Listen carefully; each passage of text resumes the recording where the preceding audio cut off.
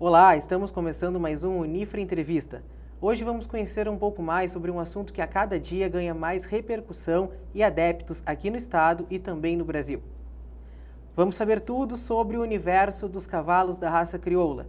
Para isso, estamos recebendo em nossos estúdios o médico veterinário, criador de cavalos crioulos e ainda técnico credenciado da Associação Brasileira de Criadores de Cavalos Crioulos, Olmiro Andrade Filho. Olá, Olmiro, obrigado pela presença na TV Unifra. Boa noite, eu que agradeço a oportunidade de conversar sobre um assunto bastante importante aqui para a nossa região e também para o estado do Rio Grande do Sul, tem se tornado um ativo muito importante no agronegócio. Então, me sinto bem à vontade em falar nesse assunto. Obrigado. Olmiro, gostaria que tu começasse nos contando, para que possamos entender melhor, o que é um cavalo da raça crioula e o que significa o selo racial emitido pela Associação de Criadores.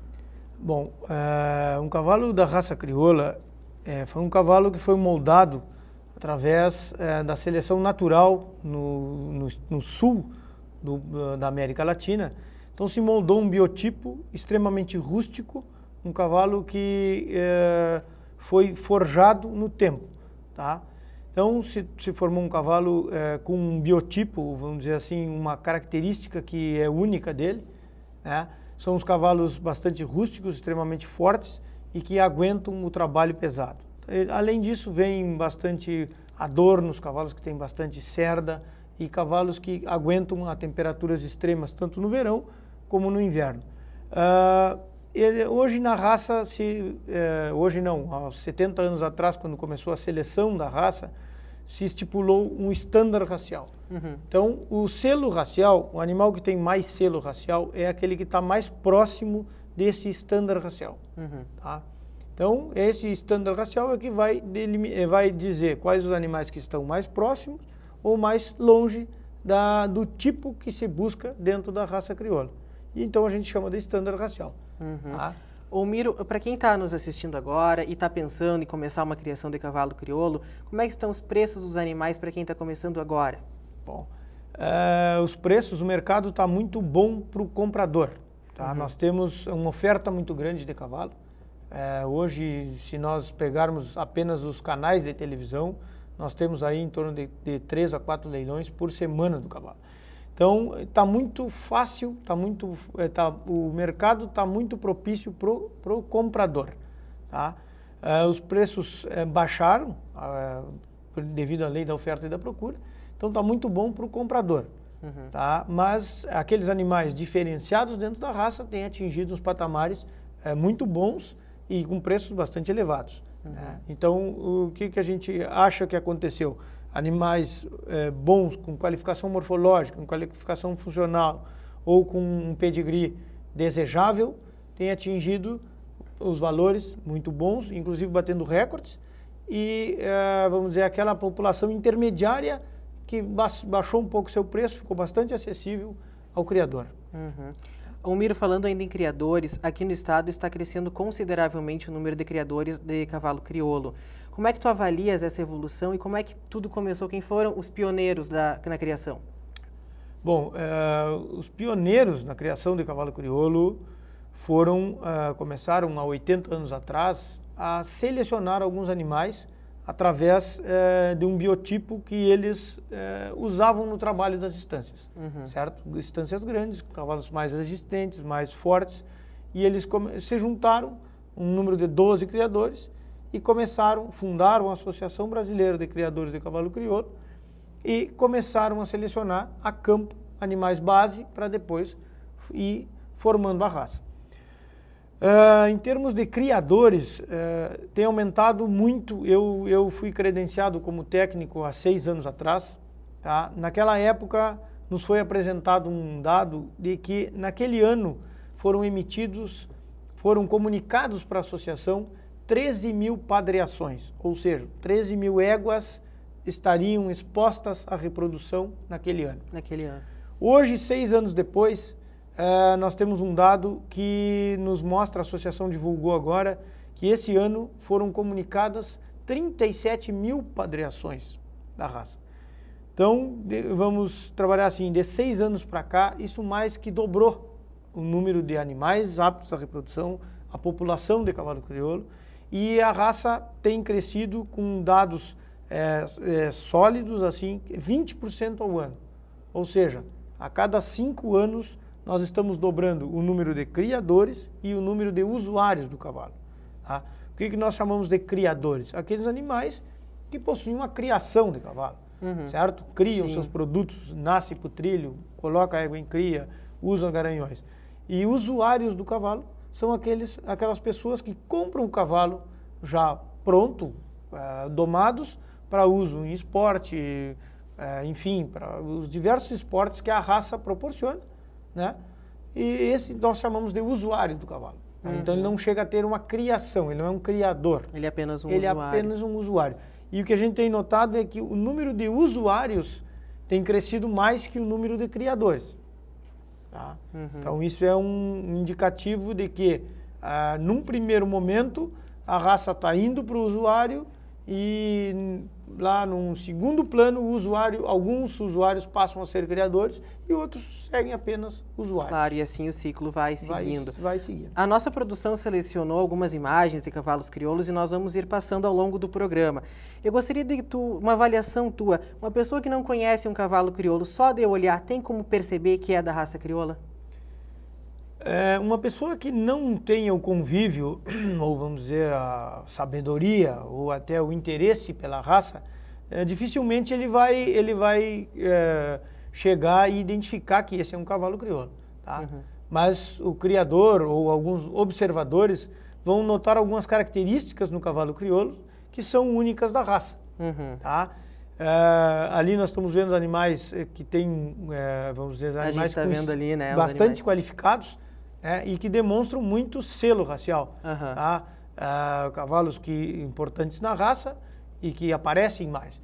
Tá? Então, esses animais têm uma qualificação na qual tu olha e identifica que é um cavalo crioulo. Aquele tipo de cabeça, aquele tipo de pescoço, bastante adornos, bastante cabelo, adornos que a gente chama de cabelo, um cavalo com o posterior forte, tá? Um garrão bastante forte. Uma postura física forte. Um cavalo atleta, tá? No caso ali nós já temos animais que não são da raça crioula, aqueles 3 ali, tá? Mas só para diferenciar em termos de estatura. Claro, para a gente ter a diferença, Isso. né? Então a gente tem ali uns exemplares que não são da raça crioula, mas que demonstram, até para o problema que nós, quando confirmamos um cavalo, né, o animal é resenhado ao pé da mãe, é feita a identificação do cavalo do potrinho ao pé da mãe, e após os 2 anos de idade, ele tem que ser apresentado para confirmação, que é onde ele vai receber a marca da associação, que é o selo da raça, o carimbo da raça. Miro, como criador, quais são as dificuldades e vantagens na criação do cavalo da raça? Vamos começar pelas vantagens. Uma das principais vantagens que tem em criar cavalo é o prazer que o cavalo nos dá. Tá? A gente usa um termo muito recorrente dentro da associação, que é a família criolista. O mundo do cavalo crioulo é feito de amigos, é feito de pessoas parceiras. Uma rede unida. É uma rede unida, exatamente. Então, essa é uma das grandes virtudes de se criar cavalo, tá? Crioulo. As dificuldades, eu acho que são assim, as dificuldades são como qualquer outra criação. Tu tem que cuidar da sanidade, tem que cuidar do manejo, tem que procurar aperfeiçoar os acasalamentos, acertar alguns acasalamentos, né, para que tu tenha produtos sempre melhores daqueles que tu começou, tá? Que a tua criação venha numa crescente de melhoria zootécnica e de melhoria morfológica e chegando, cada vez procurando mais perto, chegar no estándar racial, tá? Ter animais mais qualificados racialmente. E das dificuldades, o que tu diria que é a principal dificuldade na criação? A principal dificuldade na criação é o que eu, na minha criação, é principalmente acertar os acasalamentos, tá? Porque a gente cria algumas expectativas muito grandes em relação a determinados acasalamentos, determinados pedigris de uma égua, com um cavalo, e a gente cria uma expectativa muito grande e isso, como diz o ditado, a genética não é matemática. Então, muitas vezes tu erra num cruzamento que tu tinha como certo, sim, animais qualificados, pais qualificados, mães qualificadas, animais que têm até campanha de pista e coisa, e tu acaba não tendo sucesso nisso aí. Tá? Então, para mim, essa é a maior dificuldade, é tu conseguir a fórmula do acasalamento. Mas isso é praticamente, é muito difícil de conseguir uma fórmula porque está trabalhando com genética. Né? Genética não é matemática. Matemática é exato, genética não é exato. Ô Miro, falando em valores, como é que está o mercado de compra e venda hoje em dia, principalmente para quem está começando, né? Para quem está se introduzindo no assunto do cavalo crioulo, como é que estão esses valores iniciais? Como eu falei anteriormente, o mercado está muito bom para o comprador. Tá muito bom para o comprador. Nós temos aí animais comprados desde um valor, vamos dizer, de 2 mil a 3 mil reais. Com 2 mil você consegue comprar um cavalo inicial, cavalo crioulo? Consegue. Até os animais de médios, vamos dizer, um iniciante que não tem a pretensão de sair ganhando exposições ou participando de provas de freio de ouro, ele vai na faixa de 2 a 10 mil reais, ele vai comprar um bom indivíduo. Um bom cavalo. Se ele quiser um pouco mais de qualidade, ele vai pagar um pouco mais. Sim. Como toda a aposta que tu faz, né? Um negócio que tu está começando. E para manter esse animal, é muito caro? Os cuidados assim que tem que ter com ele? O cavalo crioulo é um animal, um indivíduo extremamente rústico. Tá? Então não necessita de muitos cuidados desde que o comprador ou o criador ou o usuário não queira para determinado tipo de esporte que exija um cuidado maior, um preparo atlético, um treinamento mais intensivo. Sim. Este vai custar um pouco mais. Claro. Sim. Mas um cavalo que, vamos dizer, que seja para cavalgadas, para enduro, para tiro de laço, paleteada, é um cavalo de uma manutenção mais barata. E as éguas de cria, ou o cavalo apenas para uso no trabalho, ele vai se tornar barato, porque é um cavalo que tu tirou do trabalho, tu lavou ele, larga no campo, ele vai se recuperar tranquilamente. Tá certo. Você está acompanhando o Unifra Entrevista. Hoje nós estamos abordando tudo sobre os cavalos crioulos. Vamos a um breve intervalo, voltamos já.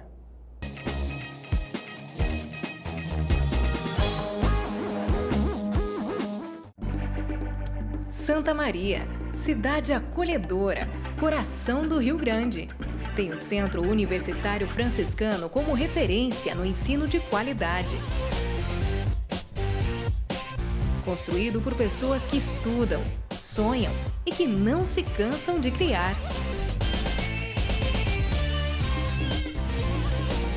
Unifra, um centro universitário por excelência.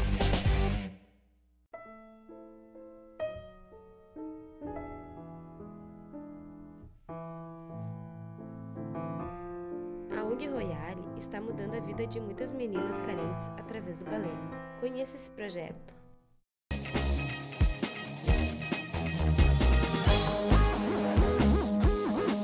O Unifra Entrevista está de volta e hoje estamos tratando sobre cavalos crioulos. Nós estávamos conversando aqui durante o intervalo sobre as provas, né, Miro, que a ABCCCC, a Associação Brasileira de Criadores de Cavalos Crioulos, realiza durante o ano. Temos o laço, o enduro, la rienda, né? E, claro, o freio de ouro. Por que o freio de ouro é a mais importante delas? A prova, o freio de ouro, criado há 30 anos atrás, se tornou uma prova de seleção da raça crioula. Nós temos duas provas de seleção, que são o freio de ouro e a marcha de resistência. Essas provas servem como seleção para a raça crioula, como ferramenta de seleção. As demais servem como provas esportivas.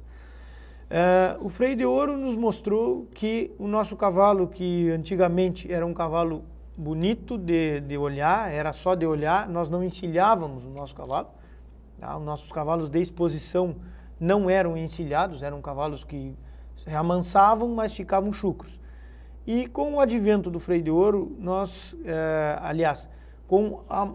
passarmos a montar o nosso cavalo, nós começamos a criar provas funcionais, porque o nosso cavalo nos mostrou uma potencialidade funcional que até então a gente não sabia que ele tinha. Não se sabia a existência. Exatamente.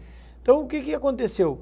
Quando esses animais começaram a mostrar o seu desempenho funcional, a associação começou a tratar essa prova, freio de ouro, como uma prova de seleção da raça. Por isso que a prova ganhou o destaque que tem hoje. Exatamente. Hoje ela é a prova mais importante da raça, ela é uma prova talvez é considerada uma prova das mais complexas do mundo, porque, vamos dizer, exige o cavalo num tempo curto, num espaço curto de tempo, que ele seja bonito morfologicamente, esteja perto do estándar racial e que tenha movimentos rápidos em lugares apertados e lidando com o improviso no caso das provas que entra o boi.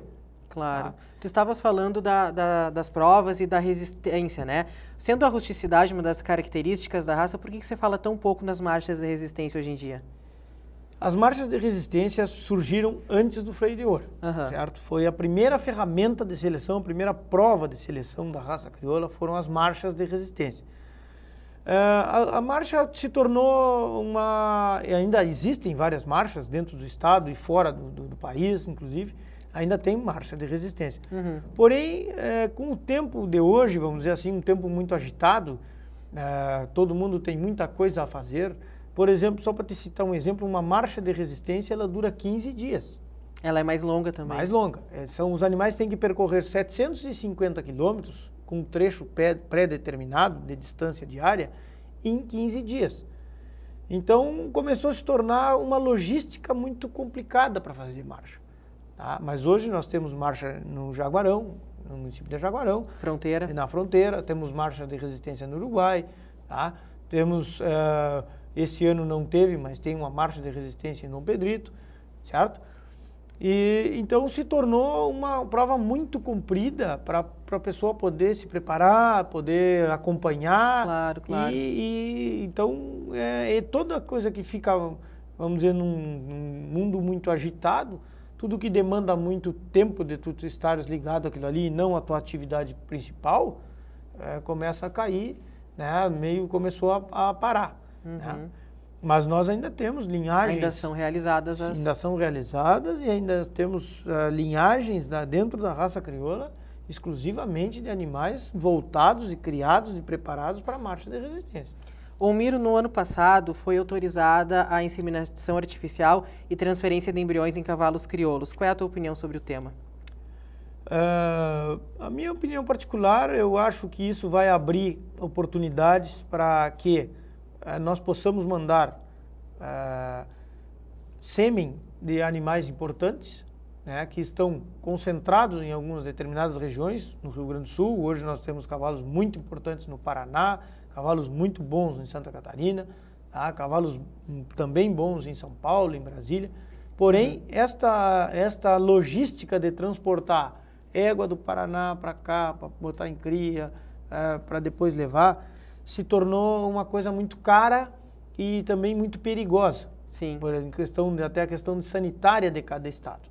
Então, a BCC, como as outras raças já fazem, a BCC teve que se moldar à evolução. A evolução, né? Claro. Para que o criador que hoje, vamos dizer, tem a sua criação lá no Pará, tenha acesso a uma genética privilegiada, uma genética melhor, desde que ele tenha dinheiro para pagar. Claro. Né?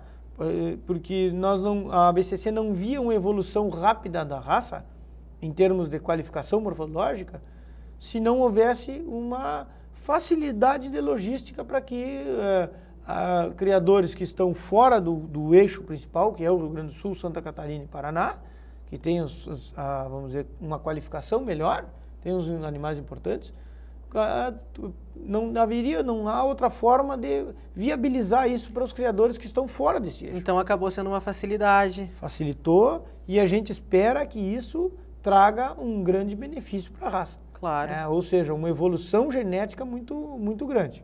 Claro. Qual é a tua avaliação sobre a introdução do sangue chileno? O sangue chileno trouxe aquilo que eu estava falando anteriormente em questão de freio de ouro. O nosso cavalo era um cavalo bonito de olhar, porém ninguém gostava de andar. Tá? Por que acontecia isso? Nosso cavalo era um cavalo forte, extremamente forte, sim. com muito peso no seu trem anterior e pouca força no seu trem posterior. Se nós botarmos que o Chile começou com as suas provas funcionais 70 anos antes do Brasil, tá? Então eles tinham 70 anos de seleção de cavalos funcionais. Então os cavalos deles andavam. Sim. E o nosso era bonito de olhar e não andava. Então, o que nós começamos?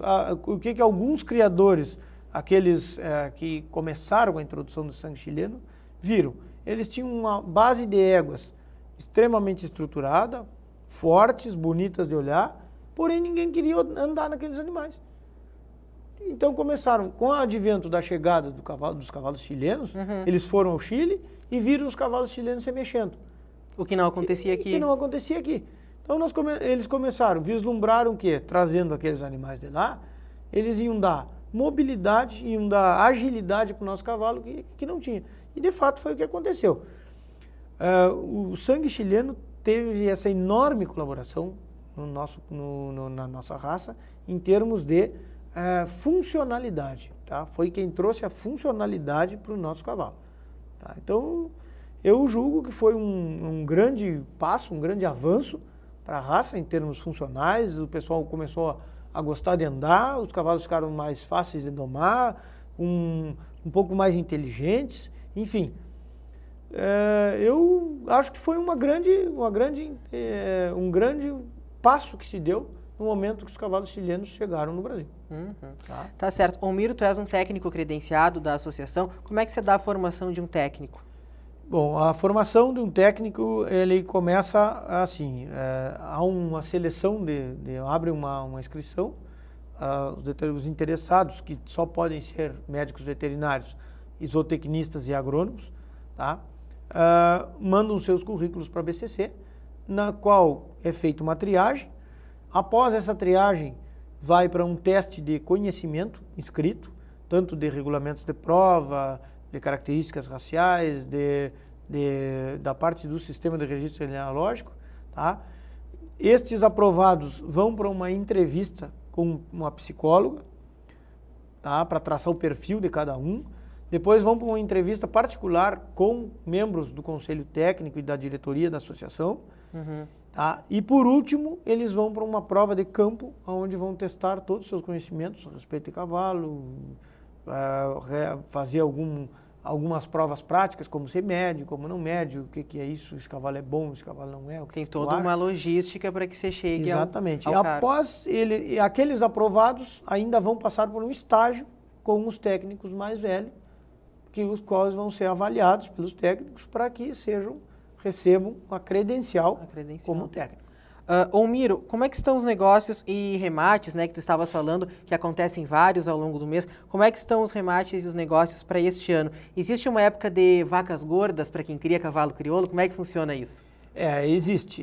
Sem dúvida, a nossa época de vacas gordas, vamos dizer assim, os remates top da raça, sempre acontecem durante a Expo Inter em Esteio. É a nossa maior exposição aqui no estado. É onde você dá o lucro financeiro. Exatamente, talvez do Brasil inteiro. Uma exposição muito importante. Então, os remates top, os criadores procuram centralizar lá, porque está todo mundo reunido. Tá, o melhor da raça está lá, os melhores do freio estão lá, todas as finais de provas equestres oficiais da raça crioula estão lá. Sim. Então, lá é o palco, certo? E se nós pegarmos os dados das últimas 3 Expo Inters, só o faturamento com animais, se tu pegares só o faturamento total com animais, mais de 50% é do cavalo crioulo. Então, lá para nós é a época das vacas gordas. Sim. Certo? Mas é aquilo que eu já falei, vamos dizer assim, animais importantes, que têm qualificação morfológica e que têm um currículo, vamos dizer, funcional, ou éguas que têm um pedigree que estão dando resultado com os cruzamentos daquelas pessoas interessadas, vai ter o seu valor sempre diferenciado, seja em qualquer época do ano. Tá? Sim. Mas salientando que a época das vacas gordas é a Expo Inter, porque lá é o palco, né? E lá estão concentrados também criadores não só do Rio Grande do Sul, mas em nível internacional também, Exatamente. Né? Nós recebemos todos os anos a delegação de todos os países da FIC, tá? Que é a Federação Internacional do Cavalo Crioulo, que é Brasil, Argentina, Uruguai, Paraguai, tá? O Chile não faz mais parte da FIC, tá? Saiu no último ano. E além das delegações de todo o Brasil e de fora do Brasil, né? Claro. Hoje nós temos a criação de cavalo crioulo nos Estados Unidos, na Alemanha, na França. O negócio foi atingindo níveis internacionais. Níveis internacionais. Esse ano nós houve uma seletiva de rédeas para o Campeonato Mundial de Rédeas do Cavalo do mundo inteiro, de todas as raças. Nós conseguimos, no Brasil foram classificados 4 cavalos, nunca houve isso, vamos dizer, nunca houve para a raça crioula essa oportunidade.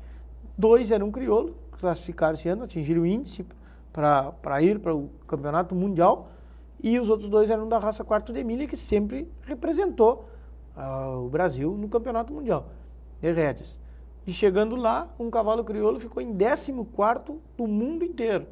Tá? Foi o melhor brasileiro no Campeonato Mundial de Rédeas, foi um cavalo crioulo. Então isso para a raça foi, vamos dizer, a vitrine da raça para o mundo, onde estavam os melhores cavalos de todos os países que ali participam do campeonato, dos Jogos Equestres Mundiais do Cavalo Crioulo. O crioulo ficou em 4º lugar, o cavalo brasileiro foi o melhor colocado brasileiro lá e ficou em 14º no mundo. A primeira aparição do crioulo. Que interessante, assim a gente pode ver toda a evolução da raça, né? Miro, muito obrigado pela tua presença aqui na TV Unifra conosco. Eu que agradeço e a gente está sempre à disposição aí para colaborar. Claro. Para todos os assuntos referentes ao cavalo, à raça crioula, a gente está aí sempre para colaborar. Tá certo, muito obrigado. Conversamos hoje com o médico veterinário, criador de cavalos crioulos e ainda técnico credenciado da Associação Brasileira de Criadores de Cavalos Crioulos, Miro Andrade Filho. O Unifra Entrevista fica por aqui, uma ótima semana e até a próxima. Tchau!